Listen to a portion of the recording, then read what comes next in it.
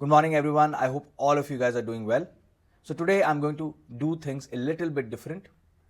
Instead of actually teaching you something about UPSC, teaching you something about how to crack UPSC or telling you about a subject or giving you any motivational talk or giving you any techniques or strategies for studying, I'm going to actually tell you exactly what an IAS officer does when you're occupying a certain post in the government of India or in the state government. And of course, I'm going to tell you exactly how the hierarchy of the IAS officers is, what kind of different positions you could be at when you are progressing as an IAS officer. I feel a lot of you young aspirants, a lot of you who are appearing for the exam, apart from the district collector post, you don't really know much about what an IAS officer does. So today's video is going to clarify all those ideas in your mind, give you a good perspective and help you make a better decision in choosing your services and also choosing a career according to your aptitude and not according to just having a very flimsy idea about what the services are all about. Of course, along the way, I will also tell you a little bit about my experiences in these different positions. I have now held 3 positions in the state government, different positions. So I will tell you my own experiences so that you can relate with them, and if they excite you, something you can obviously look forward to when you join as an officer. Okay, so let's go ahead and jump into it. First of all, I'm going to tell you the brief hierarchy, the way the positions are, so that you understand exactly what you're getting into and what kind of roles you will be having when you join the services. So once you clear the exam, after that there is a training of almost 2 years. During this training, you do not really outrightly have any authority because you are still a probationer. So you will go to Lal Bahadur Shastri Academy in Mussoorie, where you will be studying, where you will be going through a lot of skill development, a lot of development of various soft skills and hard skills that are required on the field. You will study about a lot of laws that you will be implementing. So there is a lot of things that you study in Labasana. They have very refined and good modules and some of the best instructors from all around the world who come and teach you. So it is very important to take those very seriously because they always help us to do a better job when in the field. So after these 2 years of training, now during this 2 years, this is not entirely in Labasana itself. Partly it will be in Labasana and partly it will be on the field. So you will actually be allocated a district where you will be going as a probationer. As a probationer, where you will be directly attached with the district collector or the district magistrate. And in some states, they are known as deputy commissioners. So you will be directly attached with DCs or DM in your particular state, in the district that you are assigned. And there you are going to go ahead and be the shadow of the district collector. You will be roaming around them throughout the district. You will be attending all the meetings with them. He will also, or he or she, whoever the DM is, will also assign you some responsibilities. Okay, so for example, they might want you to organize some event. They might want to take your help in executing some kind of scheme that is going on, because that way you will also learn and they will also get an extra help. So this is what you do. You will be attending various functions, you will be attending various events so that you get an understanding of overall how a district runs and what are the various things that are happening in the district. So I will give you my example. My probation I did in Wardha district in Maharashtra, which is a historical district because there is an ashram there of Mahatma Gandhi, and I was attached to the district collector at that time, an amazing person from whom I learned a lot. I learned a lot about patience, about keeping your cool. I learned a lot about handling crowds, handling people who are visiting your office, and also learned a lot of things like organizing various events. I was involved in organizing a very large event at that time in Wardha, which was organized near the ashram, only near the Gandhi ashram, where a lot of the artists were invited from different parts of India, and they did this entire art festival over a period of a few days. So that was one of the responsibilities he gave me, and I got exposure to coordinating through various departments, allocating funds, involving people, involving different organizations, making sure the whole plan for the crowds that would be attending, that was well researched and well done. So all these kind of different things had to be done. Apart from that, I used to also sit in various meetings with him, and through those meetings I used to get an idea what are the responsibilities that as a district collector I will be getting, and what are the ways in which different departments of the government work. So when the district collector is taking any reviews. Different departments might be there. He might be taking a review of any improvement or any building works in the district that are important. He might be taking a review of law and order situation in the district. He might be taking a meeting of any special event that are coming up. He might be taking a meeting of any scheme that is implemented by the government. So for example, he might be taking a meeting of Pradhan Mantri Awas Yojana, or any kind of a scheme such as the Ayushman Bharat scheme, in which health cards have to be issued. He might also be taking review of the spendings, the expenditures of the various government departments that is happening in the district. He might also be taking the meeting of any kind of other many different departments that he has. For example, in the revenue department, the collections that are done by the revenue department, and have they been done timely, have they been done according to the rules. The collector's office also works as a quasi-judicial function. They have a lot of revenue cases, land cases that are happening. So I got to sit in all these various situations and see exactly how these things work, how different functions of the government in a particular district work. I remember I had also gone to an event where various industrialists came, so how the government can license various industries in order to grow, in order to get, for example, get land. Even I attended a meeting where a highway was being constructed through the district, so how the land acquisition for that highway was to happen.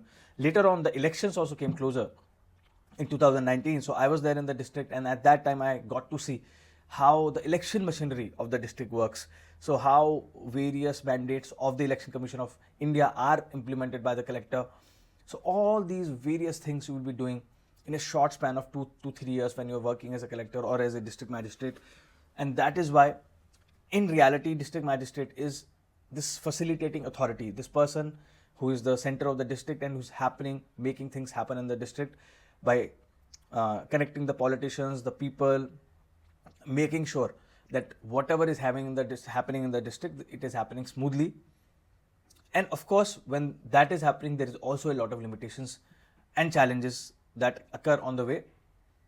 It is not that you have a magic wand and you're going to just say something and that will happen. It's not like that, because districts are very big and there is always a constraint on the resources that a district magistrate has, or even any department has. There is always a constraint on the resources. We have limited sources and we have too much to do, too many things to do. So all these things are happening in tandem. Now, I told you a lot about this particular thing, but let me run you through the overall hierarchy so that you get an understanding. Okay, so first of all, the first position you will be occupying is sub-divisional magistrate. In different states, it could be called differently. In UP, it is sometimes referred to as joint magistrate. So sub-divisional magistrate is basically the main authority of that subdivision within the district. So a district, entire district, for example, you can be living in Rampur district. In Rampur district, there will be different divisions within the district to administer the entire district of Rampur. And within those subdivisions, there will be one person who is reporting to the district collector, and this is sub-divisional magistrate, SDM. So that position you will be occupying. In Maharashtra state, it is a little different.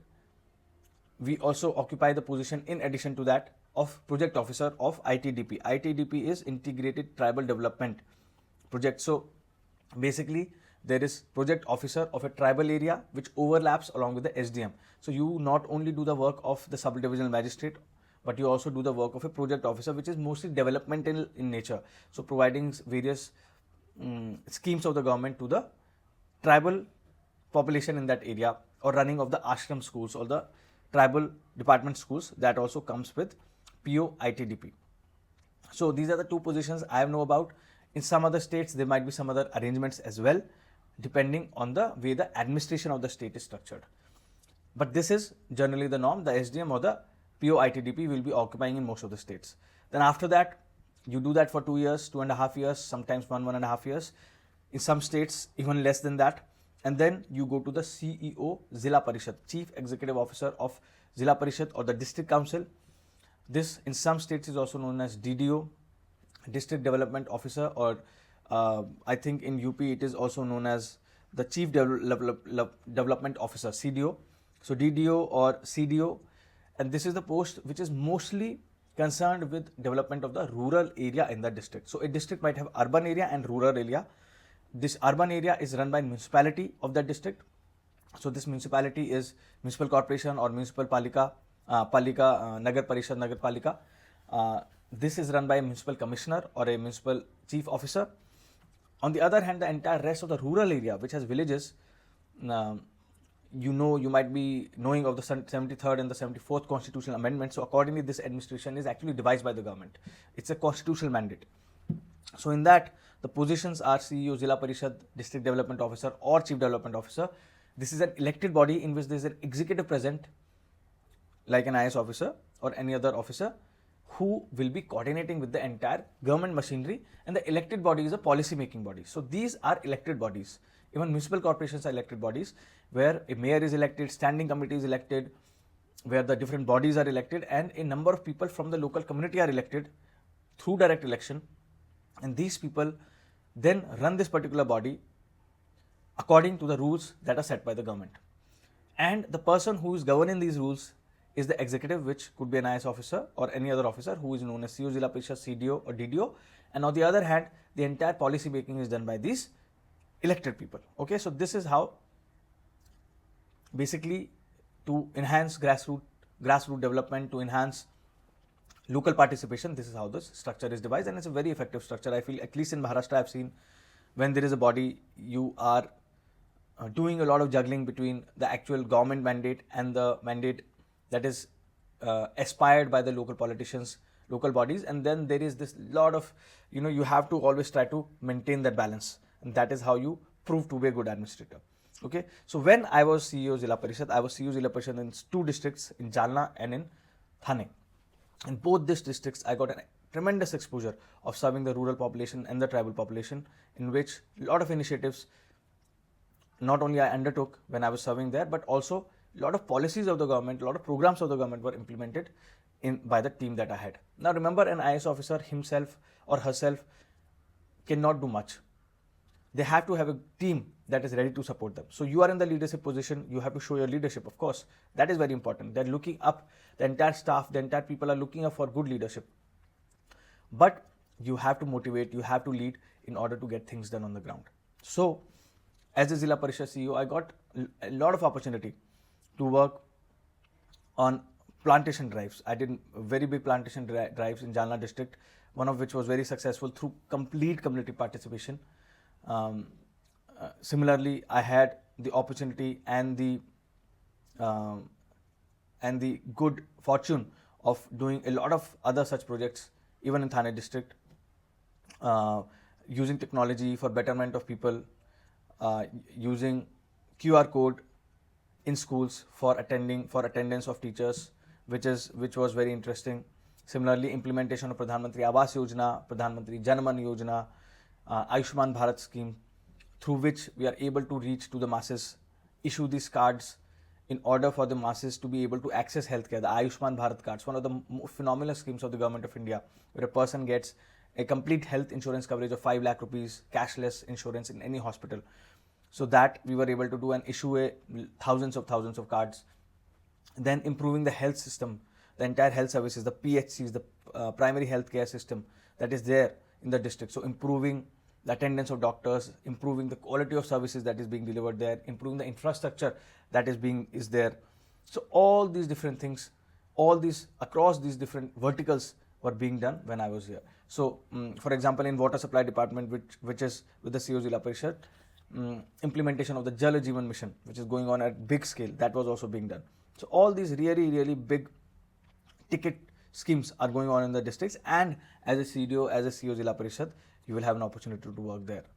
After that, normally in many districts, in many states, you become district magistrate or the collector or the DC. So after almost doing 4 or 5 years of these field positions, you come into the collectorship position.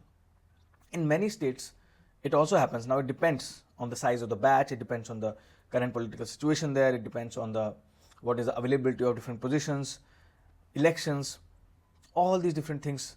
You might also not become DC or DM directly after CDO or CEO Zilla Parishad.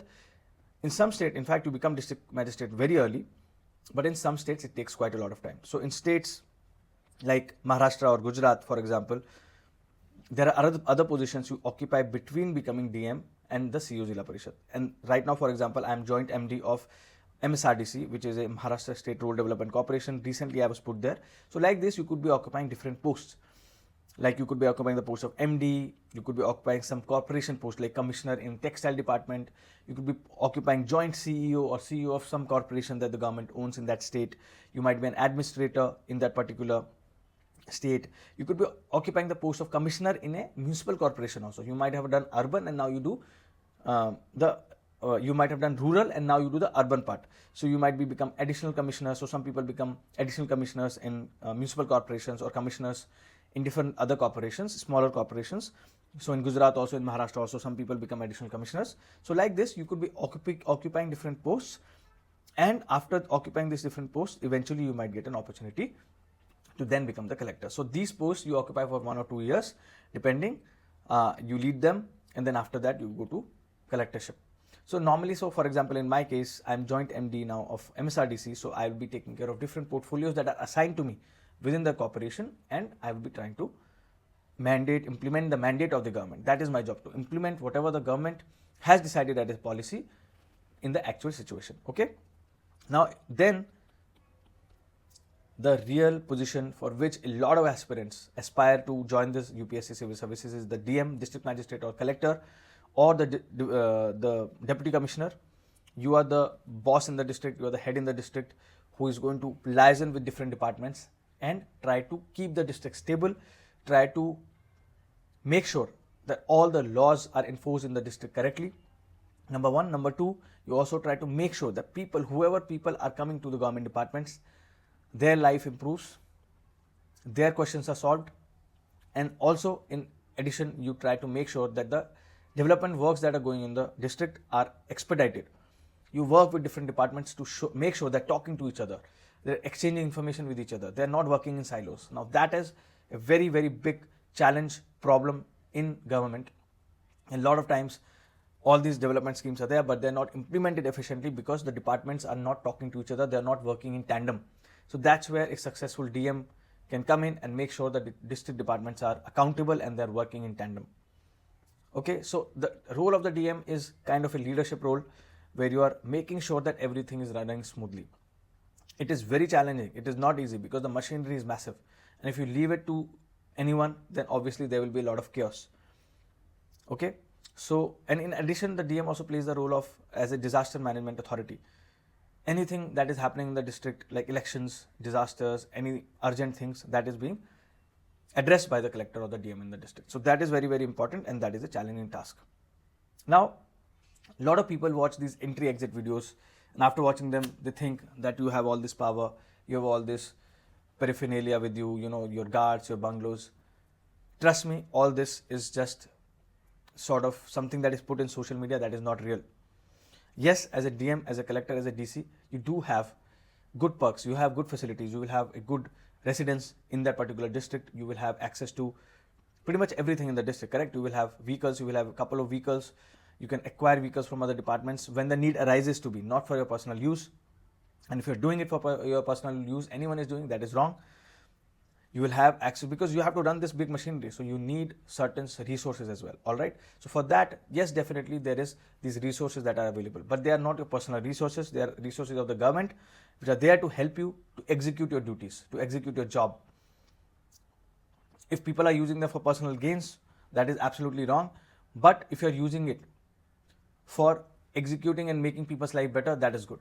Now that being said, this is just one posting in which all these perks etc. are there. After that, once you become senior, once you climb into senior positions, most of these facilities go away because you will be then living in a city. So if you are in Maharashtra, if you are in UP, you will be going to Lucknow. In Maharashtra, you will be going to Mumbai. Wherever, the state capital, as a senior IAS officer, you will be sitting in the state capital, you will be working, your scale will be entire Maharashtra later on, correct? Because you are heading a department. You might be having health department or some other department. So then all these things become very, very sort of, they go away, and then you are just heading a department. You are like working as, like, might be in a corporate. You have a car, you might not have a car, you have an attendant, you might not have an attendant, you have a driver, you might not have a driver, and you have to attend the office and address all these things. So you have to know that you are not entitled for all this throughout your life. You are only entitled because you are sitting in that position, and that position requires these particular things because obviously there is law and order situation, there is a lot of uh, criminal activities you might be dealing with in the district. So that's why you have all that. So we cannot get used to those things. We have to do our job and move on. That is very important in the service. So anyways, after this collectorship, you move on to corporations, where you become corporation commissioners. So there might be Ahmedabad Municipal Corporation, Mumbai Municipal Corporation. So you'll be occupying roles in that. And there you are doing complete urban administration. You're focusing on urban administration. It's a very difficult field. It's not an easy field to work in, especially for places like Mumbai. Massive scope of working here, and obviously hand in hand, a lot of different stakeholders are there. There's media, there's politics, there is people from different NGOs. So all these different stakeholders are there, and managing those different stakeholders, they all have different expectations. They all have different ways of thinking and working.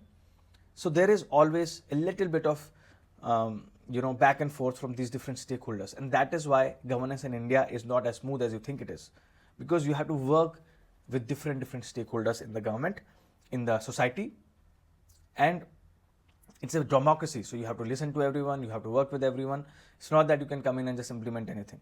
It's not like that, and that should not be there, because you should be accountable, right? So that is why the administration is a very complex thing. A lot of times you are working, you are responding to immediate challenges that are in front of you. So long-term thinking becomes difficult. So that's where you have to balance in both. Okay. Then there are also authorities. In many states there are authorities like MMRDA, etc., where you could be working. Then after that, when you become more senior, you could be commissioners in various departments like health department or any other such departments. So you are heading the administration of that department, and after that eventually you become joint secretary in the government of India, deputy secretary in the government of India, director in the government of India, or secretary in the government of India, or secretary or principal secretary in the state. So in the state government, there are these principal secretaries who are heading departments. There are additional chief secretaries who are heading various departments or multiple departments. Then the eventual culmination is the additional chief secretary or the chief secretary or the cabinet secretary, which is the top of the food chain, sort of, where you go only after many years of service. So this is normally the career graph of an IAS officer. In the IPS also, it is pretty much the same, but it is parallel to sort of like the IAS, where you will be getting positions in the district, junior position, and then senior positions in various police departments that are there. Okay. And then in the foreign service, it is a little different. In the foreign service, you will be having diplomatic posts. For that, I'll bring in some foreign service officer so that you can get a real idea from them. And then in the forest service, you also have similar progression, district level posts and their departmental posts later on. But obviously their functioning is a little different, all these other services, and the scope of work they have is also a little different. Now that being said, the highlights, I have worked on a few projects that have been highlights, and I have learned a lot from them. During COVID, working on COVID vaccine and awareness in the tribal areas of Bhamragad, that was such an amazing experience for me, mobilizing and thinking out of the box. That is something I got an opportunity to work on, working on the art and culture center to be set up there. Obviously, most of my first posting went into COVID, but still I got a very good exposure working on various schemes. In Zilla Parishad now, in rural administration, I got to see a lot of different things and execute a lot of different things. So all these different activities you will be doing in your career, and you'll be learning a lot about different functionings of the government departments. See, remember, IAS, being a journalist is also being an expert. So if you're a journalist, that does not mean many of the companies in the world, top companies, are run by journalists who have seen different departments of a particular corporation, of a company.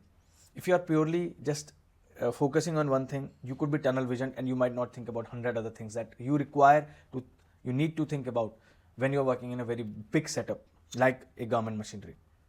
So, and many IAS officers still have an expertise in various departments, in various particular subjects, health or education or infrastructural development. And these IAS officers then obviously contribute to those particular departments as well. Okay, so this is a moot debate. A lot of people talk about, bring in specialists. You bring in specialists as consultants. You bring in specialists to give advice. But the overall picture is decided by someone who has an understanding of these different ideas. Okay. So anyways, today I wanted to just talk about this so that you get an actual idea where you are getting into, instead of going to blind into these things. If you have any questions, let me know. We'll be more than happy to answer them. Thanks. Have a good day. Bye.